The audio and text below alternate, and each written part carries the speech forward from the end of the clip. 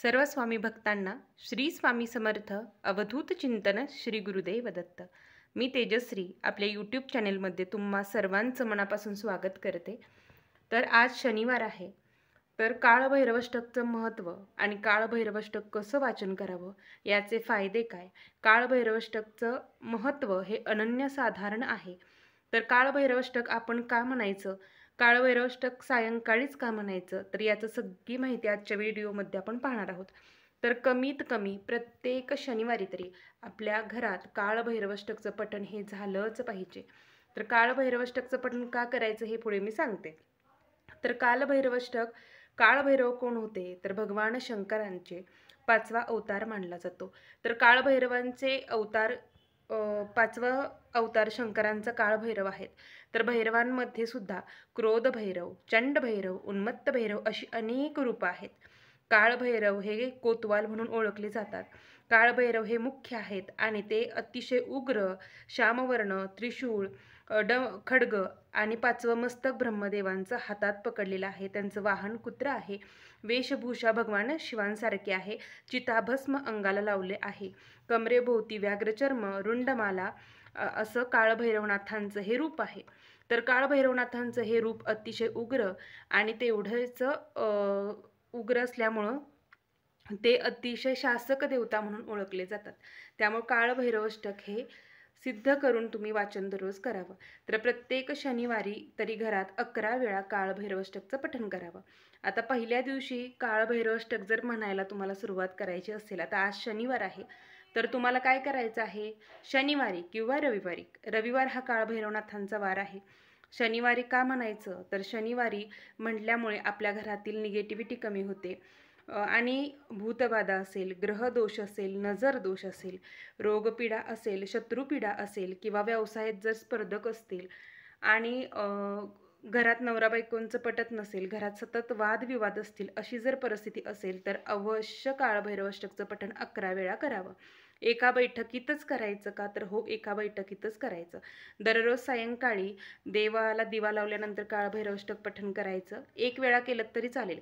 पण आता पहिल्यांदा जर तुम्ही करणार असाल तर 21 वेळा तुम्हाला करायचं आहे.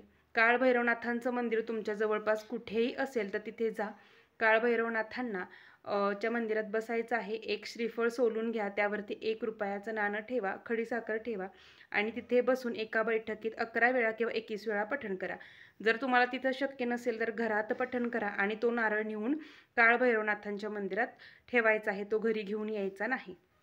आणि घरी आल्यानंतर घरी पठण करून तो नारळ तिथे ठेवू शकता आणि त्या दिवसापासून तुम्हाला कालभैरवाष्टक पठण करायला सुरुवात करायचं आहे. आणि जे पठण करत असतील तर त्यांनी प्रत्येक शनिवारी फक्त 11 वेळा पठण करायचं आहे. आता पठण करताना कसं पठण करायचं, तर तुम्ही डाव्या हाताच्या नाडीवरती पठण करू शकता जर तुम्ही सतत आजारी पडत असाल तर. आणि जर कुटुंबासाठी घरातली ग्रहपीडा असेल, नजरदोष असेल, कोणी येऊन गेलं घरातलं, का प्रत्येकालाच आपलं चांगलं वाटतं का, तर असं नाही. शत्रू अनेक असतात आणि गुप्त शत्रूही खूप असतात. त्यामुळं काय करायचं आहे, कालभैरवाष्टक पठण करताना आपल्या केंद्रात पिवळी मोहरी भेटते बघा, पिवळी मोहरी, तर ती पिवळी मोहरी आणि आपल्या उदबत्तीची जी उदी असते तर ती हातात घ्यायची आहे आणि 11 वेळा कालभैरवाष्टक पठण करायचं आहे. तर ही आपल्या केंद्रातली पिवळी मोहरी आहे. तुम्हाला कुठेही धार्मिक दुकानात मिळून जाईल. तर ही पिवळी मोहरी आपल्या हातात घ्यायची. 11 वेळा उदी आणि मोहरी, आपल्या घर केवढं मोठं आहे त्या पद्धतीनं घ्या आणि ही 11 वेळा पिवळी मोहरी आणि उदी हातात घेऊन 11 वेळा काळभैरवाष्टक पठण करायचं आहे. आणि त्यानंतर टॉयलेट बाथरूम सोडून तुम्हाला संपूर्ण घरात ही टाकायची आहे, श्री काळभैरवनाथाय नमः, श्री काळभैरवनाथाय नमः असं म्हणत. यामुळे काय होतं, तर आपल्या घरातील निगेटिव्हिटी कमी होते, वादविवाद कमी होतात, ग्रहपीडा असेल, बाहेरची बाधा, त्रास करणी बाधा काहीही असेल, हे सगळं निघून जातं आणि अतिशय महत्त्वाची सेवा आहे. तुम्ही करून पहा. जेव्हा तुम्ही करता सातत्यानं तेव्हा याचा फरक जाणवतो. तर काळभैरवाष्टक बघा आपल्या नित्यसेवेच्या ग्रंथामध्ये आहे. तर हे असं आहे. त्यापूर्वी शिवहर शंकर नमामि शंकर शिवशंकर शंभो, हे गिरिजापती भवानी शंकर शिवशंकर शंभो यानं सुरुवात करायची आणि त्यानंतर 11 वेळा एकाच बैठकीत काळभैरवाष्टक म्हणू शकता. आता काळभैरवाष्टक म्हणताना उदबत्ती लावून ठेवा साईडला 1-2 आणि त्याची जी उदी पडते तर ती उदी कपाळाला आपल्या घरातील कुटुंबातील सगळ्या व्यक्तींना लावायचं, काळभैरवनाथाय नमः असं म्हणून. तर काळभैरवाष्टक हे अतिशय उग्र आहे, प्रभावी आहे आणि याची सेवा केल्यानंतर फरक हा जाणवतोच, 100% फरक जाणवतो जेव्हा तुम्ही काळभैरवाष्टक घरात पठण करता. तर याचं जे वाचन आहे ते या पद्धतीनं करायचं. ओम देवराज्य सेव्यमान पावनाघ्रिपङ्कजं व्यालयज्ञसूत्रबिन्दुशेखरं कृपाकरं नारदादियोगिवृन्दवन्दितं दिगम्बरं काशिकापुराधिनाथ कालभैरवं भजे. तर एकूण 9 कडवी याच्यात आहेत आणि श्रीमंत शंकराचार्यांनी हे काळभैरवाष्टक लिहिलेलं आहे आणि हे तेवढंच उग्र आणि प्रभावी आहे. तुमच्या घरात जर सतत लहान मुलं, वयस्कर किंवा कोणीही आजारी पडत असेल, घरात वादविवाद होत असतील, हितशत्रू आहेत असं वाटत, शत्रू आहेत, गुप्त शत्रू आहेत असं वाटत असेल किंवा काहीही त्रास होत असेल, डोकं दुखणे किंवा सतत आजारी पडणे असं काही होत असेल तर अवश्य तुम्ही काळभैरवाष्टकचं पठण घरात करायलाच हवं आणि याची अनुभूतीही येतेच. आता बघा, जे नव्याने सेवा चालू करणार असतील त्यांनी आज पठण करू शकता, उद्याही करू शकता आणि सलग ज्यांची इच्छा आहे तेही सलग 11 दिवस याची सेवा करू शकता. म्हणजे पहिल्या दिवशी आपण जर संकल्प सोडला, नारळ आणि खडीसाखर मंदिरात नेऊन ठेवायची काळभैरवनाथांच्या, तिथे संकल्प करायचा की घरातला काही जो त्रास असेल, जे तुमची काही अडचणी असतील त्या सांगायच्या आणि घरी येऊन पहिल्या दिवशी फक्त 21 वेळा काळभैरवाष्टक म्हणायचं आहे. त्यानंतर सलग तुम्हाला दररोज 11 वेळा 11 दिवस म्हणायचं आहे, जर संकल्पयुक्त करणार असाल तर. आणि संकल्पयुक्त सेवा आपण जेव्हा करतो तेव्हा ब्रह्मचर्या आणि मांसाहार हा तुम्हाला पाळायचाच आहे, परान्न हे पाळायचंच आहे. काळं वस्त्र कोणत्याही प्रकारचं सेवेमध्ये घालायचं नाही. तर हे नियम आहेत. आणि ज्यांना फक्त सेवा म्हणून करायची आहे की प्रत्येक शनिवारी आपल्या घरात पठण करायचं आहे, प्रत्येक शनिवारी सुद्धा तुम्ही घरात पठण करून पहा, खूप फरक जाणवतो. आणि दररोज सायंकाळीच याचं पठण करायचं आहे, सकाळचं करायचं नाही. सकाळी एकदा वाचन करू शकता, पण हा जेव्हा आपण मोहरीचा उपाय करतो तर तो प्रत्येक शनिवारी करायचा आणि सायंकाळच्या वेळेसच करायचा आणि 11च वेळा तुम्हाला पठण करायचं आहे. 11 वेळा पठण करायचं आणि मोहरी संपूर्ण घरात विस्कटायची आहे. तर हे साधे उपाय आहेत, हे करून पहा.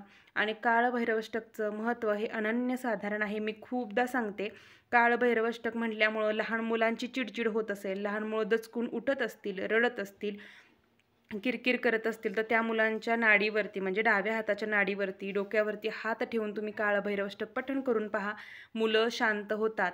हे खरं आहे आणि अनुभव सत्य आहे. तर जरूर कालभैरवाष्टकचं पठण करा. आज शनिवार आहे, सायंकाळी 11 वेळा पठण करा, प्रत्येक शनिवारी करा.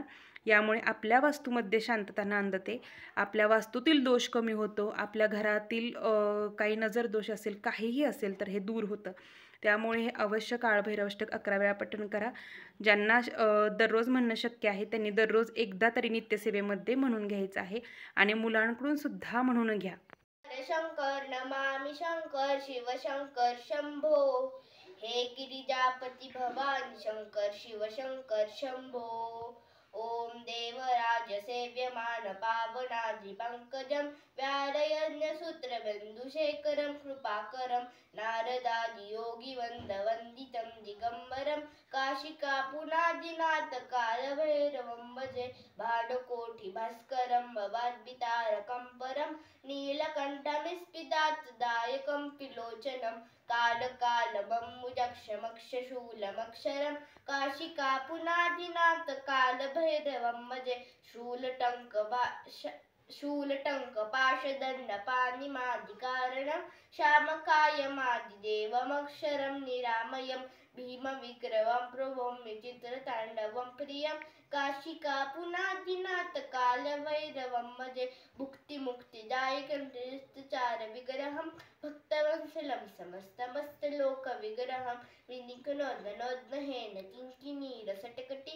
तर बघा, माझी मुलगी दुसरीत आहे आणि तिचं म्हणण्याचं व्हिडिओ दाखवण्याचं फक्त एवढंच कारण आहे की तुमची मुलं लहान असतील तरी त्यांना म्हणायला शिकवा. आपलं या मंत्रांचं महत्त्व त्यांना कळायला हवं. मी माझ्या मुलीकडून मारुती स्तोत्र असेल, कालभैरवाष्टक, रामरक्षा, गणेश स्तोत्र हे म्हणून घेते.